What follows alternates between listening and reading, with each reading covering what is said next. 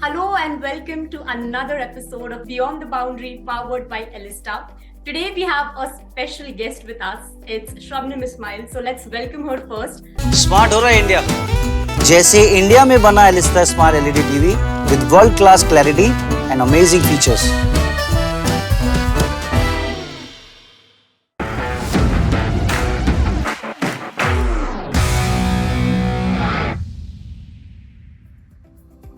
Hello Shabnim, how are you doing? Hi everyone, I'm good. How are you doing?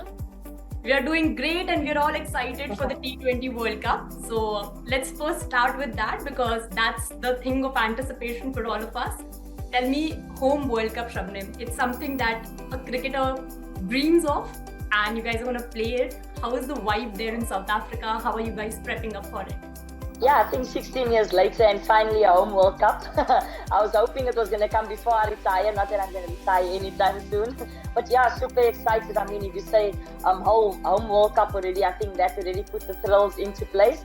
So yeah, pretty excited. I mean, it's a home World Cup. We have friends, we have family that's finally going to be at the World Cup. So it's really nice and obviously the girls are really chuffed and excited to get into the World Cup. Perfect. You did mention about the 16 years, Shabnim. That was going to be my next question. You made your debut for South Africa in 2007. I was in first standard then.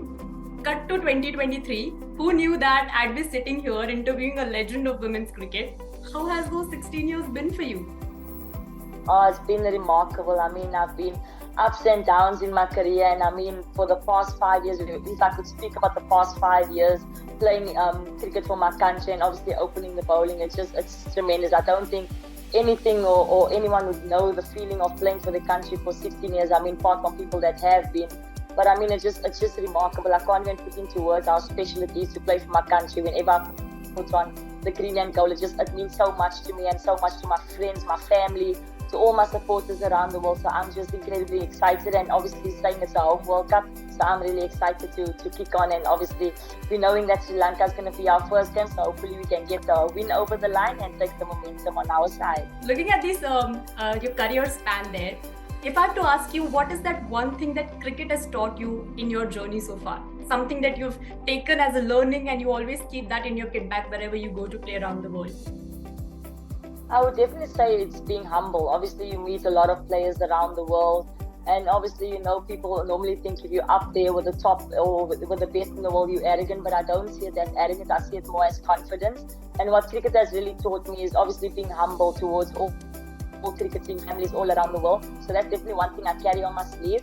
I carry in my heart, and that's one thing I love to portray, like outside the field. But obviously on the field, I see a different view. When I walk onto the field, I just change into beast mode because I know that is my job and that is something I need to obviously be proud of. And obviously once I walk onto the field, I just want to obviously go out there and do well for the country. 16 years of playing for South Africa and your partnership with Marizanne Kapp on the field, we've seen you guys creating those difficult questions for the batters. You guys are termed as Cherry and Berry. Where did it come from and what's your equation with her like on and off the field? Yeah, so basically we were at the 100 tournaments and we played in the same team, and then I actually supposed to ask the trainer, can I have a Cherry tablet? It's a hydrolyte tablet. And I actually said Berry, and everybody started laughing, and I was thinking, why is everyone laughing? And then the trainer said, well, from now on I should just call you and Marizanne Kapp Cherry and Berry because you both like the same flavors in the hydrolyte. So I think that's where the name came about, and it just stuck and we're just running with it. And then yeah, our relationship, like obviously we see eye to eye with each other on and off the field. Not necessarily do we have to obviously sit and have a cup of tea, but I mean, just once we get onto the field, we just know our relationship on and off the field. And on the field of play, I mean, she brings something special to the team and I bring something special to the team as well. So we just compensate each other very well. We understand each other's role within the team. So obviously it's just nice, like obviously two fiery characters, one coming from one end and another from the other end. So I always say one of the best bowling partnerships in the world, and I firmly believe it's going to show in this World Cup. So I'm really excited to see what myself and Marizanne Kapp has in store for the World Cup. We're all excited when you guys bowl in tandem there. Like it's a treat for all of us, the cricket lovers there. So probably your plans do not change for any batters, but something changes in you when you cross the rope. It's all the passion, the aggression. Off the field, you're a different person probably. So what's that switch on that happens to you when you're on the field? What's the secret behind that? I don't think it's a secret. I think it came about with experience. I mean, I've been playing for the past 16 years. Normally with me, it would be having the same attitude on and off the field. But then you need to know when to switch off from cricket. And obviously, once you step onto that field, it's your job. You know you need to switch on. So I think that's just the difference of once I cross that boundary rope, I know that I have that white line field. I know I have a job to do, and once I'm off the field, then I'm again this naughty public person. So yeah, once I'm on the field, I know there's a job to do. So that's basically the only difference. Is once I'm on the field, I know it's my job. Once I'm off the field, I shut down completely from cricket. Obviously, I still take in consideration what I need to do, work on the positives, obviously turn the negatives into positives as well. So I work closely with the bowling coach as well. But just knowing when to switch on and when to switch off is very important in the cricketing environment. Surely, and with so much of experience under your sleeves, what would you say is something or a couple of things that go on to make the best pacer of the world? Yeah, so it's basically for me, I mean, I'm at the age of 34 now and I'm still learning.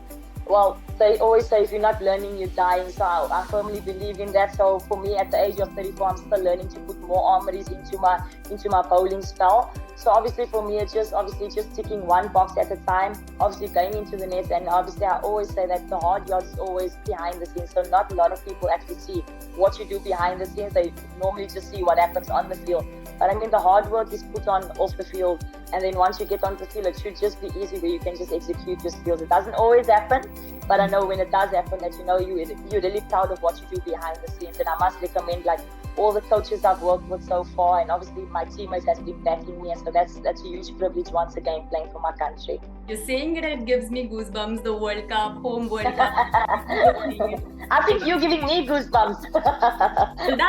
that's probably my part of my job, and if you're getting those goosebumps, I probably am doing something right in my life, because very special interview for me. And I was like thinking that what should I ask you that like it's not out already, because we know your stats, we know your wickets, everything has been known to the world. It's the stories that inspire us, because when we see you guys taking the charge of the field, we can't tell that how much it means for us to see you. You guys have had your own shares of difficulties, your problems, you face that, and you show the world that dreams do come true. So that's something we all learn from you guys, and I'm so glad that I'm able to unfold a little bit of it as a part of my job. No, I love it, definitely. Like you always say, dreams come true. One of my people would always say it's a cliche, but I always tell all the youngsters that I'm just living my dream at the moment. I always wanted to become one of the fastest bowlers in the world, and I'm doing that at the moment. But also in saying that, that like I mentioned, the hard yards is always putting behind the scene. So that's where I learned to be more consistent. Also work on becoming one of the fastest bowlers in the world, and I still think I'm up there. I'm getting a bit old now, but I still believe that I'm up there, and I'm willing to still keep that record for a very long time. Definitely. And also, as you said, that dreams do come true. Something is destined, and probably you get the signs of it as well. Your first job something related to speed technician there. Walk us a little bit through that.